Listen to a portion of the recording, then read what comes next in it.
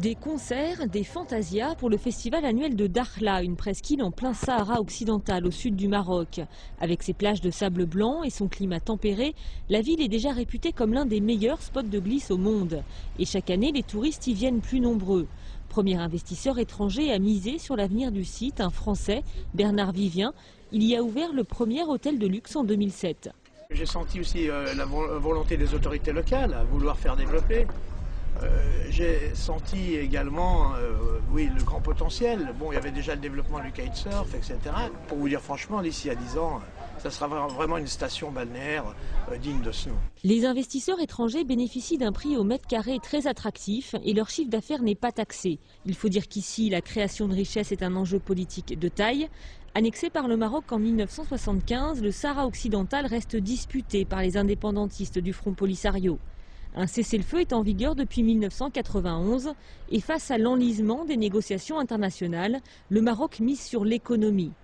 Quand le Maroc a récupéré ses provinces de manière légitime, le combat c'était leur développement pour qu'ils puissent atteindre le niveau semblable à celui des provinces du nord du royaume. Je pense que nous avons réussi cette mission. Il y avait des mécanismes de soutien à la population, bien entendu, ce n'est secret pour personne. C'est une population qui était délaissée complètement, qui n'avait pas la formation adéquate pour accéder au marché du travail, qu'il fallait instruire, former et aider. Résultat, la ville ne cesse de grandir. Il y avait 33 000 habitants en 1994, 160 000 aujourd'hui.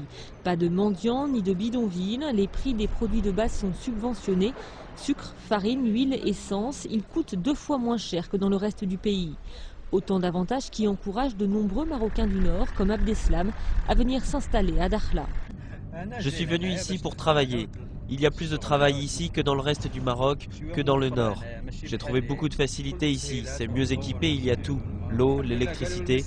Grâce à Dieu, je travaille, tout va bien. La stabilité et le développement économique du Sahara a un coût. Selon l'économiste Fouad Abdelmoumni, le Maroc y consacrerait 750 millions de dollars par an, à quoi s'ajoute 1 milliard de dollars de dépenses militaires destinées aux 200 000 hommes qui sont stationnés en permanence dans la région.